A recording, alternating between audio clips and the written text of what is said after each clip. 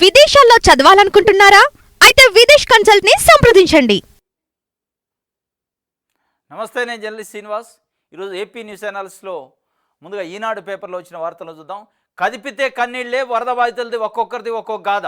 లోపల ప్రాంతాల్లో ఉన్నవారికి మందులు, ఆహారం చేరే దారి లేక అవస్థలు, ఇళ్లు శుభ్రం చేసుకుందామన్న దొరకని నీరు, పాడైన వేల వాహనాలు.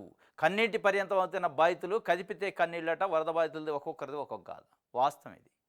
ఈ గాథల్ని ప్రభుత్వం మరి ఏ మేరకు పట్టించుకుంటుంది అంటే, ఆహార పొట్లాలని కుక్కలకి, జంతువులకి ఇసిరేసినట్టు ఇసిరేస్తాను. ఇవాళ విజయవాడ పరిసర ప్రాంతాల్లో వరద బాధితులకి ఆహార పొట్లాలని, పాల ప్యాకెట్లని, మంచినీళ్ళ ప్యాకెట్లని హెలికాప్టర్లో పైనుంచి ఇసిరేస్తే ఇక వాళ్ళ అరిగోస ఇక భగవంతుడికి ఎరగ, మామూలు లేదు. ఇక అది ఎవరికి దొరికితే వాళ్ళకి లక్కీ అన్నట్టు. దొరికిద్దో, కింద పడిద్దో, కాళ్ళలో పడి తొక్కుతారో తెలియని పరిస్థితుల్లో ఈ కన్నీటి గాథల్ని మరి ప్రభుత్వం ఏం చేస్తుంది? ప్రభుత్వంలో ఉన్న యంత్రాంగం అంతా ఇడిపోయింది. మిగతా జిల్లాల్లో ఉన్న యంత్రాంగాన్ని ఇక్కడ కేంద్రీకృతం చేయాలి కదా. ఒక్కళ్ళు కూడా దానిపైన పనిచేయట్లే అధికారులు. అక్కడున్న ఆ ప్రాంతం, ఆ జిల్లా అధికారులు తప్ప బయట అధికారులు నిజంగానే ఉండుంటే ఈ పొట్లాలని హెలికాప్టర్లలో ఇసిరేసే పరిస్థితి ఎందుకు వస్తుంది? ఏ ఊరికి ఆ ఊరు కౌంటర్ పెట్టి, గ్రామ వాలంటీర్లు లెక్క 50 ఏళ్ళకి ఒక వాలంటీర్ని పెట్టి మీరు పంపిణీ చేయగలిగితే పరిస్థితి ఉండదు కదా. కనీసం ఉండాలి కదా ప్రభుత్వానికి. ఎవరిని గదిపినా కన్నీటి కాదేనట. ఎవరి బాధ వాళ్ళది, ఆవేదన వాళ్ళది. ఆ ఆవేదన కానీ, బాధను కానీ, ఇబ్బందిని పట్టించుకుంటూ లేడు. ప్రభుత్వం పూర్తిగా చేతులెత్తేసిందా అనే రీతిలో అక్కడ ఉన్న బాధితులు ఇలా మాట్లాడుకుంటున్నారు. ఇంత దుర్భరమైన, దారుణమైన పరిస్థితుల్లో మమ్మల్ని వదిలేశారు, కనీసం అంటే కనీసం పట్టించుకోవట్లేదట. 50 ఏళ్ళకు ఒక ఆఫీసర్ని పెట్టండి, వాలంటీర్ని పెట్టండి. గ్రామ వాలంటీర్లు 2,71,000 మంది ఉన్నారు. వాళ్ళని దింపండి రంగంలోకి. మొత్తం రాష్ట్రంలో ఉన్న వాలంటీర్లు తెచ్చి ఇక్కడ పెట్టండి. మిగతా దగ్గర వరదలు లేవు కదా. వరదలు ఉన్న 2-3 జిల్లాలలో మొత్తం రాష్ట్రంలో ఉన్న గ్రామ వాలంటీర్లను పెడితే వాళ్ళకి సర్వీస్ చేసిన చరిత్ర ఉంది, వాళ్ళకి అనుభవం ఉంది. 20 ఏళ్ళకు ఒకళ్ళు పెట్టండి, మొత్తం తీసుకొచ్చి పెట్టి వాళ్ళకి ఇంటింటికి మంచినీళ్ళు, పాలు వీటిని పంపిణీ చేసే కార్యక్రమం చేయండి. లేదా ఒక 100 మందికి ఒకళ్ళని పెట్టండి. ఇదే మీ విజను, మీ ముందు చూపు, మీ అనుభవం. పవన్ కళ్యాణ్ గారు, మళ్ళీ నిన్న డిప్యూటీ సీఎం పవన్ కళ్యాణ్ గారు, చంద్రబాబు నాయుడు గారు అనుభవం పనిచేసింది ఈ వరదల నివారణ. ఏం పనిచేసింది? 33 మంది చచ్చిపోయారు, నిన్నటికి 47 మంది చచ్చిపోయారు. ఏ అనుభవం? 47 సంవత్సరాల అనుభవంతో 47 మంది చచ్చిపోయారు. ఏమొచ్చింది? ఏమైనా ఉన్న వాళ్ళ దీనావస్థను తీర్చిండా? తీర్చలేని పరిస్థితి కదా. ఎందుకంటే బాధేస్తుంది. హెలికాప్టర్లో పొట్లాలు ఇసురుతుంటే ఆ పొట్లాల కోసం 3 రోజుల నుంచి నకనకలాడుతున్న ప్రజలు కొట్లాడుకుంటున్న పరిస్థితి. మనుషులు తినే పరిస్థితికి వస్తుంది రేపు. ఇదే పరిస్థితి ఉంటే మనుషుల్ని పీక్కొని తినే పరిస్థితికి తీసుకొచ్చే అవకాశాలు ఉన్నాయా అనిపిస్తుంది. ఎవరిది కనిపించినా కన్నీటి కాదే వరద బాధితులకి ఇది కన్నీటి పర్యటన బాధితులని ఒక వార్తనిచ్చారు. వరద బాధితుల ఇళ్లలోని బురదను తొలగించడానికి రాష్ట్రంలో వివిధ జిల్లాల నుంచి విజయవాడ తరలి వచ్చిన అగ్నిమాపక శకటాలు వచ్చినాయి. కరెక్టే. నిన్న హోంమంత్రి అనిత గారు చెప్తున్నారు, అసలు అద్భుతం, దేశంలో ఎక్కడా లేదు చంద్రబాబు నాయుడు పరిపాలన. వరదలు వస్తే బాధితులను ఆదుకోవడంలో ఆయన దిట్ట. అసలు దేశంలో ఎక్కడ జరగని విధంగా ఒక అడుగు ముందుకేశాడు. జిల్లాల్లో, అన్ని జిల్లాల్లో ఉన్న ఫైర్ ఇంజన్లు తీసుకొచ్చి విజయవాడలో పెట్టిండు. ఫైర్ ఇంజన్లో పనిచేయవండి. ఫైర్ ఇంజన్లు క్లీన్ చేయడానికే మనకి వస్తాయి. వాళ్ళకి కావాల్సిన ఫుడ్ ఇవ్వదు ఫైర్ ఇంజను, వాళ్ళకి కావాల్సిన నీళ్ళు ఇవ్వదు ఫైర్ ఇంజను, కావాల్సిన మందులు ఇవ్వదు. మీరు ఈ ఫైర్ ఇంజన్లు ఎట్లయితే పెట్టారో, గ్రామ వాలంటీర్లు మొత్తాన్ని తీసుకొచ్చి రాష్ట్రంలో ఉన్న వాళ్ళని విజయవాడలో దింపండి. దింపి 10 మందికి ఒక వాలంటీర్ని పెట్టండి. ఈ కాకులు కొట్లాడబెట్టినట్టు కాకుండా, చాట్లో తౌడు పోసి కుక్కల పంచాయతీ పెట్టినట్టు కాకుండా, హెలికాప్టర్లో పొట్లాలేసే పరిస్థితిని, అతి దీనమైన పరిస్థితి, మానవత్వం లేని పరిస్థితి. కనీసం మానవత్వం ఉన్నోడు, అన్నం తినేటోడు అట్లా పొట్లాలు ఇసిరేయడు. ఇదే ఆ పరిస్థితి. ఏం వాళ్ళు మనుషులు కాదా? ఇది మీరు ఫైర్ ఇంజన్లు దింపి ఇదేదో పెద్ద ముందడుగు అన్నట్టు ఆమె గారు చెబుతున్నారు, మంత్రి గారు నిన్న. ఇది కాదు ముందడుగు. మీరు నిజంగానే విజన్ ఉంటే, మీకు నిజంగానే అవగాహన ఉంటే, మీకు కమిట్మెంట్ ఉంటే, మీకు ప్రజల మీద గౌరవం ఉంటే ఇది కాదు మీరు చేయాల్సింది. ఆల్రెడీ జగన్మోహన్ రెడ్డి తీసుకొచ్చిన వాలంటీర్ వ్యవస్థ ఉంది, వాళ్ళని దింపండి రంగంలోకి. మిగతా జిల్లాల్లో ఉన్న మొత్తం వాలంటీర్లు తెచ్చి ఇక్కడ పెట్టండి. పెట్టి 20 మందికి ఒకళ్ళు, 10 మందికి ఒక వాలంటీర్ని పెట్టి వాళ్ళకి కావాల్సిన నీళ్లు, పాలు, ఫుడ్డు, మందులు సరఫరా చేయండి. నువ్వు ఫైర్ ఇంజన్లు తీసుకొచ్చి పెట్టి దీన్ని ఈనాడు పేపర్ పెద్ద బ్యానర్ రాయటం. ఇక చంద్రబాబు నాయుడు గారు పేద ఉద్ధరించిండు. ఏదైనా ఉద్ధరించేది? 47 మంది చచ్చిపోయారు. ఎంతమంది చచ్చిపోతారో తెలియదు. ఎంతమంది ఈరోజు అసలు ఎక్కడ ఉన్నారో తెలియని పరిస్థితి. లెక్కలేనన్ని పశువులు చచ్చిపోయినాయి. లెక్కలేనన్ని ఎకరాలు పంటలు కొట్టకపోయినాయి. ఇది ఒక వార్త. ఇంకోటి 400 పంచాయతీలకు 4 కోట్లట. ఉప ముఖ్యమంత్రి పవన్ కళ్యాణ్ విరాళం. ఏపీ సీఎం సహాయ నిధికి 1 కోటి, తెలంగాణకు 1 కోటి, వరద బాధిత ప్రాంతాలకు మొత్తంగా 6 కోట్లు సాయం చేసిండట. ఇది ఒక మంచి సాంప్రదాయం. సినీ నటుడు ప్లస్ రాజకీయాల్లో ఉన్నాడు కాబట్టి మిగతా సినీ రంగ ప్రముఖులు కూడా వాళ్ళు ఎక్కడికి హెల్ప్ చేయాలి. ఎందుకంటే బాధలో ఉన్నారు ప్రజలు. అన్ని ప్రభుత్వం ఆదుకోవాలంటే కుదరదు కాబట్టి ఆయన ఒక 6 కోట్లు 2 రాష్ట్ర ప్రభుత్వాలకు కలిపి కొన్ని పంచాయతీలు కలిపి మొత్తం 6 కోట్లు ఇచ్చిండు. దాంట్లో తెలంగాణకు 1 కోటి, ఏపీకి 1 కోటి సీఎం సహాయ నిధికి, మిగతా 4 కోట్లు ఒక 400 పంచాయతీలకి. అంటే ఒక్కొక్క పంచాయతీకి ఒక్కొక్క ₹1,00,000 చొప్పున ఆర్థిక సహాయం చేసిండు ఆయన. ఇది ఒక దాతృత్వాన్ని చాటుకున్నట్టు ఒక వార్తనిచ్చారు. ఇది ఒక వార్త.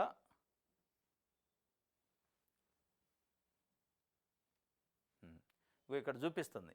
తన భర్త వెంకట్రావు జాడ కనిపించడం లేదంటూ రోధిస్తున్న నాగమణి. ఇట్లా ఎవరి కాదు వాళ్ళు 47 మంది ఇప్పటికి చనిపోయి ఉంటే అసలు కొంతమంది తప్పిపోయి ఉన్నారు, మిస్ అయ్యి ఉన్నారు. వాళ్ళు వరదలో పోయారా, అసలు ఎక్కడ ఉన్నారా, బతికారా లేరా అనే తెలవని పరిస్థితి అగమ్య గోచరంగా ఉంది. ఆమె ఫోటో చూపిస్తుంది. నా భర్త జాడలేదు 3 రోజులైందని.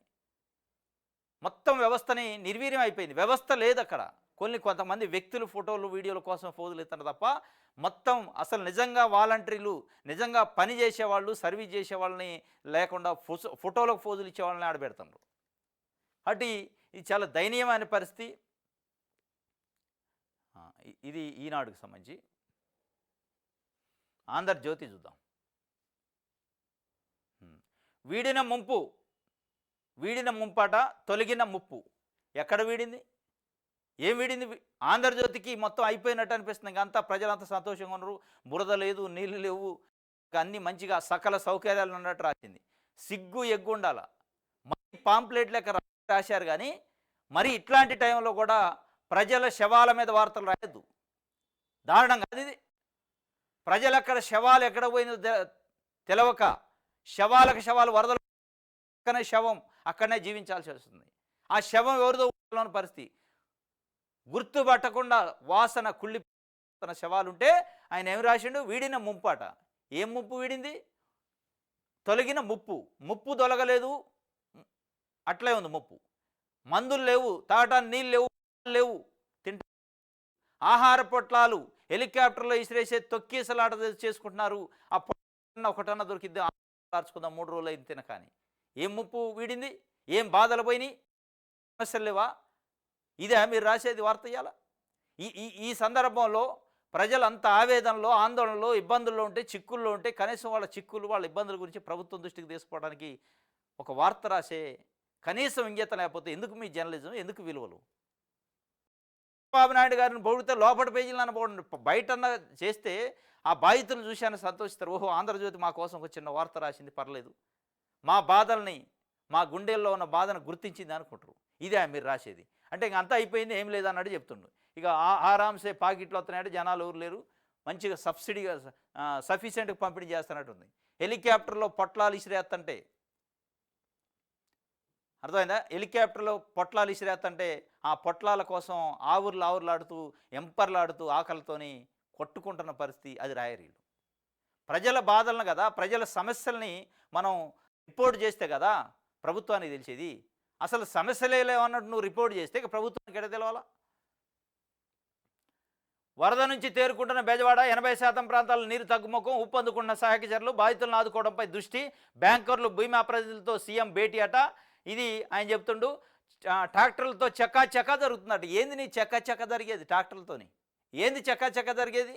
నువ్వు ఆ బురదలో ఉంటే, నువ్వు ఆ వరదలో ఉంటే మీకు అర్థమైంది. ఆంధ్రజ్యోతి రాధాకృష్ణ గారికి చక్కా జరుగుతుందని నువ్వు రాస్తుంటే, ప్రభుత్వాన్ని పొగుడుతుంటే, ప్రశంస శాలువాలు కప్పుతుంటే మీరు ఏమనుకోవాలా? బురదలో ఉన్నోళ్ళు ఇంత నికృష్టమైన వార్తలు రాస్తారా అనుకుంటారు. వరద ప్రాంతాలలో ఆహారము, నీళ్ల సరఫరా చేసేందుకు నీళ్లు ఎక్కువగా ఉన్న ప్రాంతాల నుంచి బాధితులను బయటకు తీసుకొచ్చేందుకు భారీగా సంఖ్యలో రంగంలోకి దిగిన ట్రాక్టర్లు కాదు రంగంలోకి దిగాల్సినవి, వాలంటీర్లు దిగాలి. ఎక్కడికక్కడ 10 మందికి 20 మందికి ఒక వాలంటీర్ని పెట్టండి. పెట్టి వాళ్ళకి సర్వీస్ ఇవ్వండి ఫస్టు. చకా చకా అవుతుందంటే మరి ఎందుకు ఆహార పొట్లాల కోసం కొట్టుకుంటున్నారు ఇలా? ఇది ఒక పరిస్థితి. టీడీపీ ఆఫీస్పై దాడి, వైసీపీ నేతలకు షాకు. ఇప్పుడు ఈయనకు రాజకీయాలు కావాల్సి వచ్చింది ఆంధ్రజ్యోతి పత్రిక. కమ్మనైన వార్తలు రాతుంది ఆంధ్రజ్యోతి. మామూలు కమ్మనైన కాదు, అచ్చమైన రాతుంది. ఇదే మీకు కావాల్సింది. అరే ఈ కేసులు, ఈ రాజకీయాలు రొటీన్గా ఉంటాయి. ప్రజలు బాధల్లో ఉన్నారు. కొన్ని లక్షల మంది వరదలో బురదలో జుక్కొని ఉన్నారు. శవ జీవిస్తున్నారు. వాళ్ళ గురించి రాయండి. వాళ్ళ గురించి వార్తలు చెప్పండి. కనీసం మనుషులం కాదు మనం, అన్నం తింటున్నాగా, గడ్డి కాదుగా తినేది మనం తినేది అన్నం కాబట్టి, మనం మనుషులం కాబట్టి సాటి మనుషులు బాధలో ఉన్నప్పుడు మానవత్వం కనీసం దాటుకోవాలి కదా. మీకు భక్తి ఉంటే ఉండొచ్చు చంద్రబాబు నాయుడు గారి పైన, తెలుగుదేశం పార్టీ పైన. మీ భక్తిని చాటుకుంటున్నారు రోజు. ఎట్లా ఈ 2 రోజులైనా దీన్ని కేటాయించండి. మీ పేపరు, మీ టీవీ మొత్తం ఆయన భజనకి, ఆయన భక్తికే ఉంది, అందరికీ తెలుసు అది. కానీ ఈ 2 రోజులైనా కనీసం ఇట్లాంటి టైంలన్నా ఒక 2 రోజులు 3 రోజులు ప్రజల కోసం నిజమైన వార్తలు రాయండి. ఎందుకు ఏమైనా పనికి వస్తాయా ప్రజలకి? సుప్రీంకి వెళ్లేందుకు వీలుగా అరెస్టు నుంచి రక్షణ కల్పించాలన్న అభ్యర్థనకు నోట. ఇక అయిపోయి. ఇప్పుడు దేవినేని అవినాష్, నందిగామ సురేష్, లేళ్ల అప్పిరెడ్డి, తలశిల రఘురాము వీళ్ళట తెలుగుదేశం పార్టీ ఆఫీస్ పైన దాడి చేశారు. ఈ కొంపలు మొత్తం గూల్ని, ప్రజలంతా ఇబ్బందుల్లో ఉన్నారు. వరదలు వీళ్ళు గోలవటం వలన వరదలు పాలయ్యారు. ఇక వాళ్ళని దగ్గరికి లోపలితే రాష్ట్ర శ్యామలో అయితే అన్నట్టు ఆంధ్రజ్యోతి రాసింది. వాళ్ళని వేస్తే ఏంది, వాళ్ళని వేయపోతే వాళ్ళని తీసుకోండి, క్రిమినల్ యాక్షన్ తీసుకో, ఎవడొద్దండి. అది ఇవాళ వార్త కాదండి. ఇవాళ వార్త ఏ పరిస్థితిలో ఉందంటే 2 రోజుల చంటి బిడ్డ ఏం చేయాలన్న తల్లికి తెలవని పరిస్థితి. నిండు గర్భిణి, రేపా మాపా డెలివరీ అనే పరిస్థితులలో నడి నీళ్ళలో ఉంది. వాళ్ళని ఎట్లా బయటికి తీసుకురావాలా, దాని గురించి వాళ్ళని చేయండి. అది మానవత్వం అంటారు, అది మనిషి అంటారు, మానవత్వం అంటారు దాన్ని. ఇది కాకుండా రాజకీయాలు రాసి వాని మీద వీడికి, వీడి మీద అదికి జుట్లు ముడిపెట్టే వారం చేస్తే ఇది ఎట్లాగ ఇన్వెస్టిగేషన్ చేస్తారు? దీని పని చేస్తుంది. ఇది నువ్వు ఇవాళ వార్త రాసినా రాయకపోయినా దీంట్లో ప్రజలు తెలుసుకోవాల్సింది ఏం లేదు. ఇవాళ ప్రజలు తెలుసుకోవాల్సింది ప్రజల బాధల్ని, ఏ పరిస్థితుల్లో ఉంది విజయవాడ అనేది సమాజం తెలుసుకోవాలి. ఇగో సాయిరెడ్డి కుమార్తె అక్రమ నిర్మాణం తొలగింపట, ఇవన్నీ ఈయనకు కావాల్సింది. బాబు అనుభవం పనికొచ్చింది. దేనికి పనికొచ్చింది? 47 మంది చనిపోవడానికి పనికొచ్చిందా? పుష్కరాలలో 33 మంది చనిపోవడానికి పనికొచ్చిందా? ఇంకోటి ఏమంటున్నారు, బుడమేరుకి గండ్లు పడ్డాయి, గండ్లు జగన్మోహన్ రెడ్డి హయాంలో 5 సంవత్సరాల నుంచి పట్టించుకోలేదు, అందుకే వరద వచ్చింది అంటాడు. మరి 5 సంవత్సరాల క్రితమే బుడమేరుకి గండ్లు పడితే 5 సంవత్సరాలు ఎప్పుడు రాలే ఈ వరదలు? మరి ఒకవేళ అదే అనుకుందాం కొద్దిసేపు, జగన్మోహన్ రెడ్డి ఒకవేళ నిర్లక్ష్యం చేసిండు, మీరు వచ్చి 3 నెలలు అయింది, ఎందుకు ఒక గండి బూడవటానికి 3 నెలలు టైం సరిపోలేదు మీకు? మీ అధికారులు మీకు చెప్పట్లేదా? ఈ అధికార యంత్రాంగం ఎడిపోయింది, మీ ప్రభుత్వంలోని అధికార యంత్రాంగం ఎడిపోయింది. గండ్లు ఉంటే గండ్లు సోయి స్వరంతి లేదా మత్తులో ఉన్నారా? దీనికి సంబంధించిన అధికారులు ఎడిపోయారు, వాళ్ళకి జీతాలు ఇవ్వట్లేదా, వాళ్ళు పని చేయట్లేదా, వాళ్ళు డ్యూటీలో లేరా? అది చెప్పకుండా ఈ ఉట్టినే జగన్మోహన్ రెడ్డి గండ్లు పోవలేదు కాబట్టి వరదలు వచ్చినాయి, జగన్మోహన్ రెడ్డి డబ్బులు లేవు కాబట్టి మేము చేయము, జగన్మోహన్ రెడ్డి చేసిన కాబట్టి మేము ఏం చేయము అనే దానికి కాదు మిమ్మల్ని ఎందుకుంది. మీరు వచ్చి 90 రోజులు టైం అవుతుంది ఇప్పటికి అధికారంలోకి వచ్చి. ఒక రోజు చాలు గండ్లు పోవడానికి. ఎందుకు పోవడాలా? మీకు అసలు రివ్యూ ఉందా లేదా? మీ రివ్యూ అంతేంది? వైట్ పేపర్లు, పోలవరం ఎవడికిద్దాం, ఈ మీ కాంట్రాక్ట్ ఎవడికిద్దాం, ఆ కాంట్రాక్ట్ మీకు వానికిద్దాం, దీనిపైన సమీక్షలు చేశారు తప్ప మీరు గండ్లు ఎక్కడ ఉన్నాయి, వరదలు ఎట్లా వస్తాయి, వరదలు వచ్చే ఎట్లా నివారించాలని చూడలే మీరు. ఇది ఆంధ్రజ్యోతికి సంబంధించి సాక్షి పేపర్ చూద్దాం. ఇక చూడండి, అత్యధికం ఆకలి చావులేనట పాపం. 10ల సంఖ్యలో వెలుగు చూస్తున్న మృతదేహాలు. మొన్న 32, నిన్న 15, మొత్తం 47 మంది చచ్చిపోయారు. అత్యధికంగా ఆకలి చావులే. వరదలో చనిపోయిన వాళ్ళ కంటే ఆకలి చచ్చిపోయే వాళ్ళు పెరిగారు. కనీసం వాళ్ళ ఆకలి తీర్చండి, వాళ్ళకి 4 మెతుకులు పెట్టండి, ఇవాళ ప్రజలు కోరుకుంటున్నారు. దీని గురించి రాయండి. ఎల్లో మీడియా పాంప్లెట్ పత్రికల, ఎల్లో మీడియా మైకు ఛానల్లారా, చంద్రబాబు నాయుడు గారు మైకు లెక్క పనిచేస్తున్నాయి. రాయండి, మీరు ఉంటే ఉండొచ్చు, మీ స్వేచ్ఛ అది. మీరు ఎవరికైనా మద్దతు ఇవ్వచ్చు, ఎవరికైనా పాంప్లెట్ లేక వ్యవహరించవచ్చు. కానీ ఈ 2 రోజులైనా ఒక మానవత్వంతో వార్తలు రాస్తే మంచిది. ఇవి చూడండి, శవాలు. విజయవాడలో ఇందిరానాయక్ నగర్లో అయ్యప్ప స్వామి గుడి వెనక నీటిలో తేలియాడుతున్న మృతదేహం. ఇది రాయదు పాంప్లెట్ పత్రికలు. పెద్ద పెద్ద కమ్మనైన వార్తలు రాస్తుంది ఆంధ్రజ్యోతి, ఈనాడు పత్రిక. ఈ కమ్మనైన వార్తల్లో ప్రజల గురించి, ప్రజల శవాల గురించి వార్తలు ఉండవు. ఏముంటే బెజవాడ తెలుగుదేశం పార్టీ ఆఫీసు పైన దాడి చేసిన వాళ్ళకి హైకోర్టు షాక్ ఇచ్చిందట. ఏం షాక్ ఇచ్చింది? దానివల్ల ప్రజలకి ఏం ఉపయోగం? ఇది పరిస్థితిగో. కేఎల్ రావు నగర్లో బాలుడు మృతదేహాన్ని వరద నీటిలో తరలిస్తున్న దృశ్యం. ఎక్కడికక్కడికే ప్రజలే, ఏ గవర్నమెంట్ ఆఫీసర్ రావట్లే, వాళ్ళే మంచినీళ్ళు కావాలంటే తెచ్చుకుంటున్నారు, వాళ్ళే పొట్లాలు తెచ్చుకుంటున్నారు, వాళ్ళే శవాలను కూడా నీటిపైన దూసుకుంటూ పోతున్నారు. ఎంత దౌర్భాగ్యమైన పరిస్థితి. బతికున్నప్పుడు మీరు సర్వీస్ చేయలేపాడు, కనీసం చనిపోయినా ఆ శవానికి ఆత్మ గౌరవంతో కూడిన అంత్యక్రియలను చేయాలిగా. కనీసం అంత్యక్రియలు కాదు, కనీసం తీసుకొచ్చి లేడు. ఎంత ఎంత ఆవేదన ఉంటుంది, ఎంత గుండె బరువు ఎక్కుతుంది. నీటిపైన నెట్టుకుంటూ పోతున్నారు. ఏదో మామూలు మొద్దులు అయ్యి నెడతారు కదా, మొద్దులో వస్తువులో నెట్టుకుంటూ పోయినట్టు ఒక డెడ్ బాడీని, మృతదేహాన్ని తీసుకుపోయే పరిస్థితి. ఇంత దారుణమైన పరిస్థితి ఉంటే, ఈ దారుణమైన పరిస్థితి ఉంటే ప్రభుత్వం పట్టించుకోదు, వాలంటీర్లు ఉండరు. ఫైర్ ఇంజన్లు తెచ్చారట. ఫైర్ ఇంజన్లు ఏం చేస్తాయి? ఇది అలా ఆకలి చావులు ఉన్నాయట. వరదలో చిక్కుకొని నీరు తిండి లేక తనువు చాలిస్తున్న అభాగ్యులు, ఆదుకునే దిక్కు లేక ఇళ్లలోనే కొందరు తనువు చాలింపు. తప్పించుకోబోయి నీటిలో గల్లంతై మరణించిన వారు మరికొందరు. మునిగిన ఇళ్ల గోడలపై వేలాడుతున్న అనాథ మృతదేహాలు. మునిగిన ఇళ్ల గోడలపై మృతదేహాలు ఉన్నాయట. ఈ మృతదేహాలు కుల్లి వాసన వస్తున్నాయి. భూమి మీద చచ్చిపోయిండు, బతికినోడికి కూడా సుఖం లేకుండా ఇది పరిస్థితి.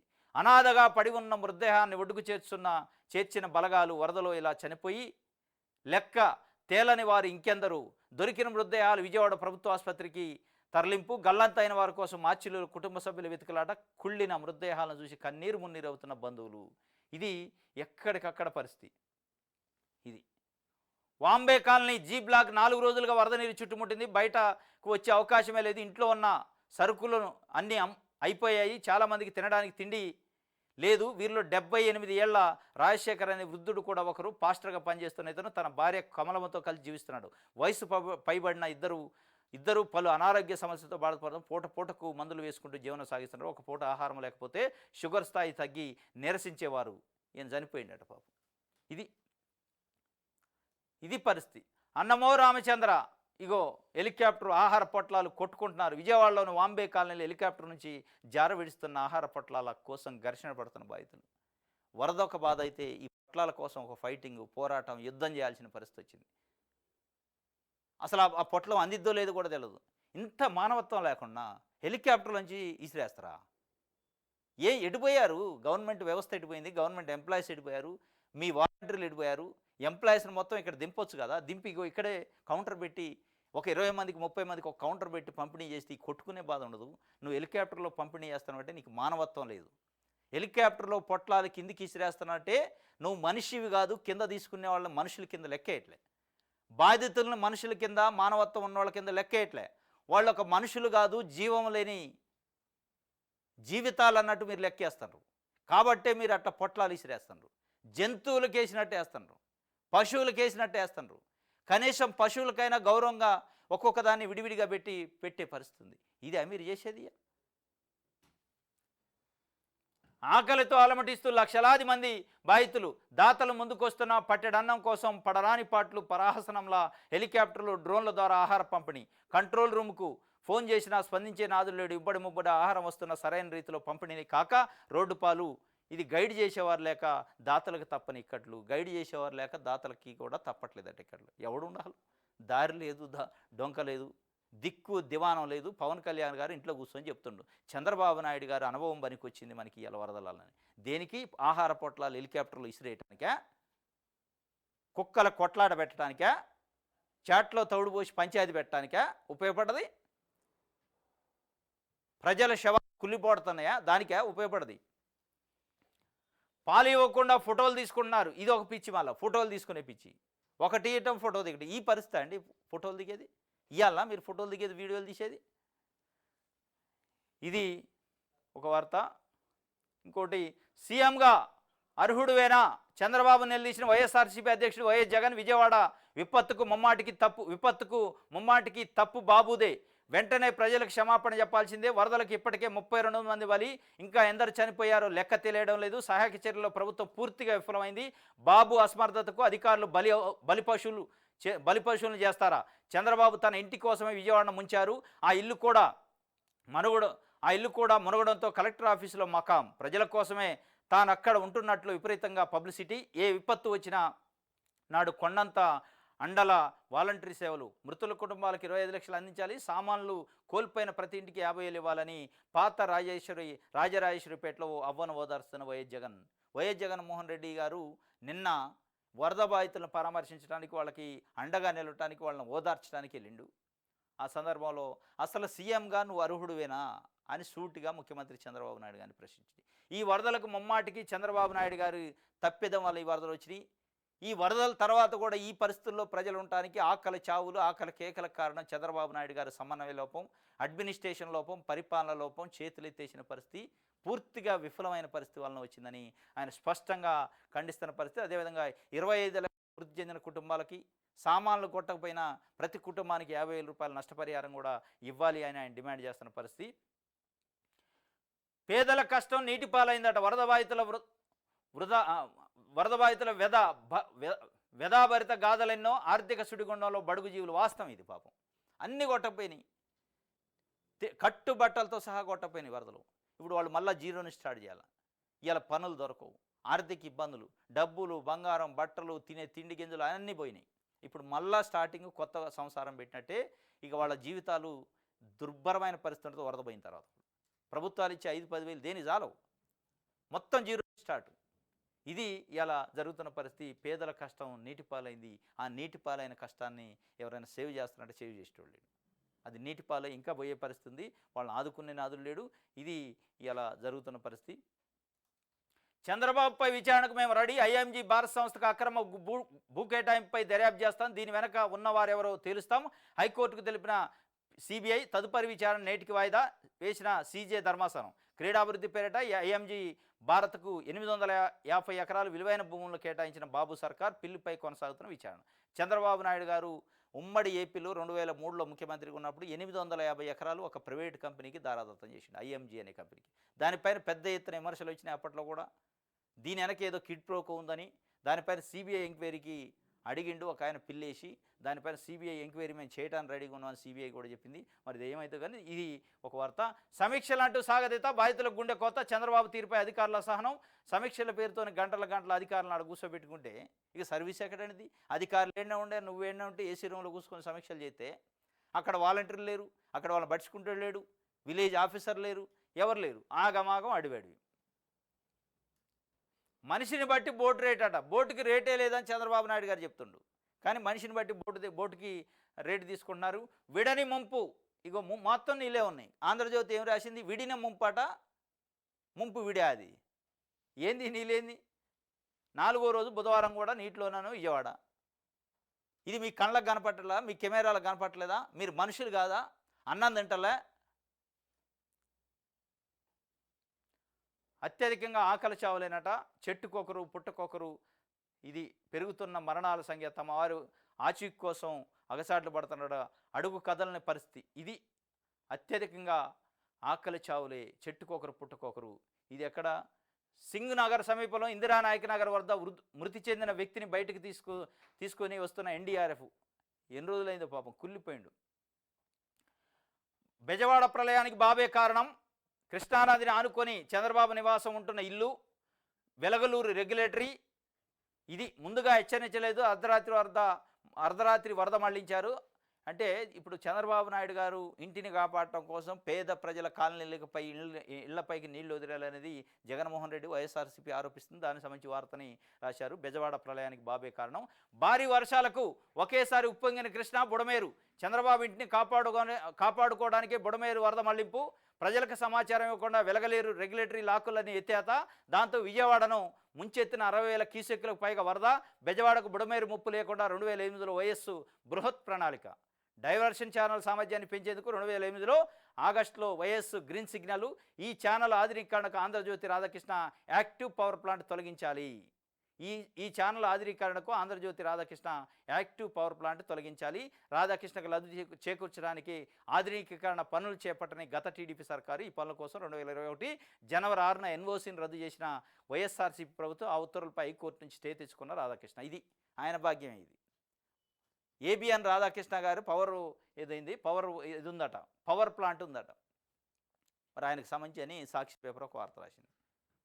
ఇప్పుడు అది ఆ గ్రీన్ ఛానల్ ఏదైతే ఉందో డైవర్షన్ ఛానల్ అభివృద్ధి చేస్తే బుడమేరు వరద ప్రజలకు తగలకుండా ఉండడానికి 2008లోనే రాజశేఖర రెడ్డి ఒక ప్రణాళిక వేసి దానికి ప్రాజెక్ట్ని అప్రూవ్ చేసి ముందు తీసుకుపోతే దాని తర్వాత వచ్చిన తెలుగుదేశం పార్టీ అక్కడ ఏబిఎన్ రాధాకృష్ణకి పవర్ ఏదో ప్రాజెక్ట్ ఇచ్చిందట, దానికి అడ్డం వస్తుందని ఆయన హైకోర్టు పోయి ఆర్డర్ తెచ్చుకుందట. ఇది వాళ్ళు చెప్పే నీతులు, వాళ్ళు దూరే గుడిసెలు, చెప్పే నీతులు దూరే గుడిసెలు అన్నట్టు ఈ వ్యవహారం. మళ్ళీ ఆయన మళ్ళీ పెద్ద పెద్ద మాటలు, విలువలు ఎక్కడ తగలబడ్డాయి అన్నీ పోయినాయి, ఇక నాకు ఒకటికే విలువలు ఉన్నాయని చెప్తూ ఉంటాడు మనం అప్పుడప్పుడు ఏంటంటే. ఇది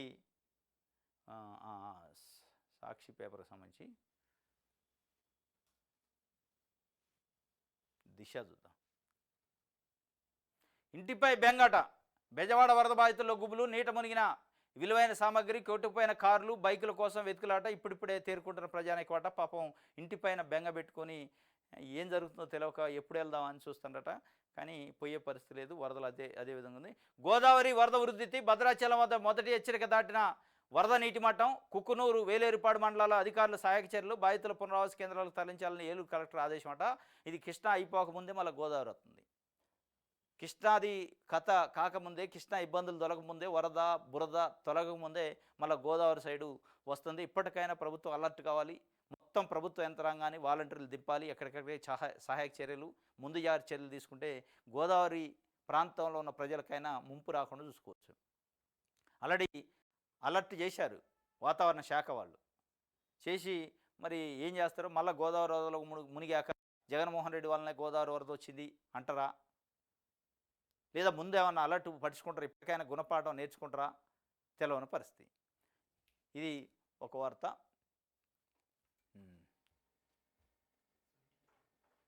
రైట్.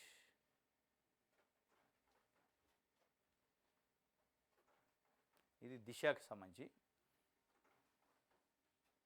ఆంధ్రప్రభ చూద్దాం. ఫైర్ ఇంజన్లతో హౌస్ క్లీనింగ్ అట. 5వ రోజు అదే దైన్యం. 32కు చేరిన మృతుల సంఖ్య. ఇది పరిస్థితి. కొల్లేరు కలకలం, గోదావరి అలజడి. ఒక ముప్పు తగ్గుతుంది అనుకుంటుండగానే మరో అలపేండ ముంచుకొస్తుంది. ఇంకో వైపు కొల్లేరు కొరలు చేస్తుంది. గోదావరి మళ్ళీ విజృంభిస్తుంది. పొంగి పొరులుతున్న డ్రైన్లు, పెరుగుతున్న నీటి మట్టం. ఏలూరు కైకలూరు రోడ్లో రాకపోకలకు బ్రేకు. వణుకుతున్న లంక గ్రామాలు, సురక్షిత ప్రాంతాలకు వృద్ధులు, గర్భిణులు తరలింపు. నందివాడ మండలంలో 3000 మందికి పునరావాసం. ధవళేశ్వరం వద్ద 9.7 అడుగులకు చేరిన నీటి మట్టం. ఏలేరుకు ముంపు బెడద. ప్రాజెక్టుకి చేరిన 20 టీఎంసీల నీరు, 1500 క్యూసెక్కుల నీటి విడుదలట. ఇది పరిస్థితి. ఒకవైపు కొల్లేరు కలకలం, ఇంకొక వైపు గోదావరి అలజడి. కృష్ణాది ఇట్లా ఉండగానే ఈ గోదావరి అలజడి లేచింది. గోదావరికి కూడా హెచ్చరికలు జారీ చేశారు, మొదటి ప్రమాద హెచ్చరిక. మరి ఈ పరిస్థితుల్లో ఉంది ప్రభుత్వం. ఇక్కడ దానికి అల్లాకల్లోలం అయితే ఆగమాగం ప్రజలు వాళ్ళ పరిస్థితులని చక్కబెట్టుకోవాల్సిన పరిస్థితి వచ్చింది. వాళ్ళని ఆదుకునే నాదులు లేదు. వాళ్ళ సమస్య వాళ్ళే, వాళ్ళ రోదన వాళ్ళే, వాళ్ళ ఆవేదన వాళ్ళే పడాల్సి వస్తుంది. ప్రభుత్వం పూర్తిగా గాలికి వదిలేసింది వాళ్ళని అనేదే ఇప్పుడు అక్కడ ఉన్న బాధితుల్లో చర్చ. మరి గోదావరి కూడా వచ్చే పరిస్థితి. కనీసం ఇప్పటికైనా అలర్ట్ చేస్తారా, అలర్ట్ చేసి చర్యలు తీసుకుంటారా అంటే మరి ఏం చేస్తారో తెలియని పరిస్థితి. ఆక్రమణలపై సర్వే చేస్తాం. ఎప్పుడు జనం చచ్చాక ఆక్రమణలపై సర్వే చేస్తారట. మీ మీ మీ ఇల్లే ఆక్రమణలో ఉందనే అభియోగం ఉంది, ఆరోపణ ఉంది.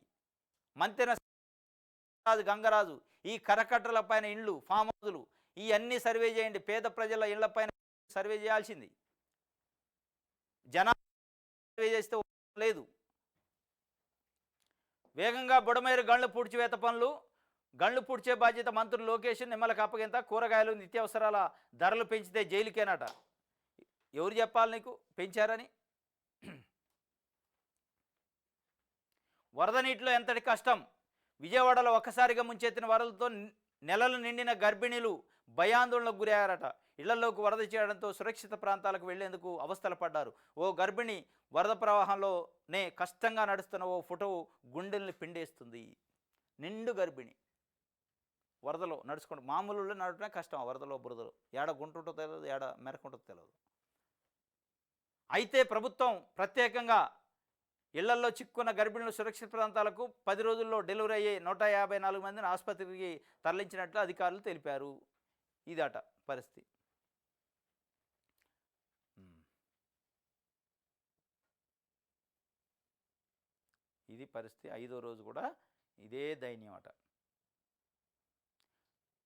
ఎవరైనా చెబుతుండేనా, ప్రభుత్వం ముందు చూపుతోనే ఆస్తి ప్రాణ నష్టాలు నివారించగలిగాము అంటే ఇంకెక్కువ చచ్చిపోవాలని ఉందా ఇది మీకు? ఇప్పుడు జరిగిన ఆస్తి నష్టం, ఇప్పుడు జరిగిన ప్రాణ నష్టం తక్కువ ఉందనుకుంటున్నారు మీరు? మంత్రి పారసారథి గారు చెబుతున్నారు ప్రభుత్వం ముందు చూపుతోనే ఆస్తి ప్రాణ నష్టాలు జరగకుండా చూసుకుంటాట. 47 మంది ప్రాణాలు కావా? కొన్ని వేల లక్షల మందికి సంబంధించి మొత్తం కట్టుబట్టలతో సహా కొట్టకపోయినాయి.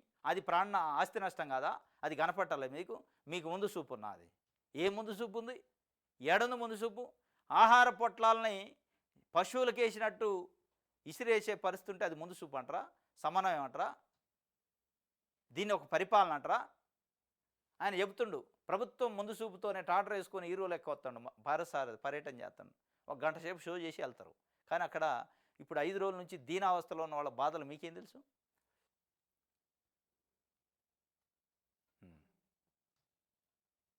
ఇది ఆంధ్రప్రభకు సంబంధించి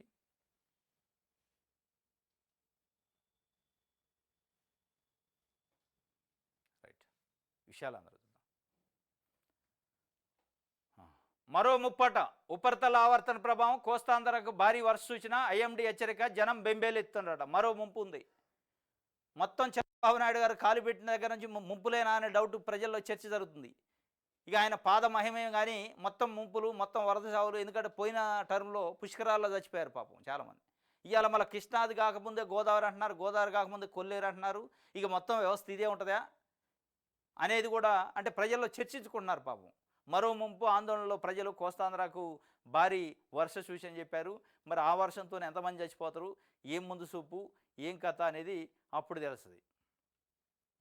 ఇది కన్నీటి వేదట. 4 రోజుల ముంపులోనే బంధువుల ఇళ్లకు పైన బుడమేరు గండ్లు కలకలం అట. మళ్ళీ గండ్లు పడ్డాయని.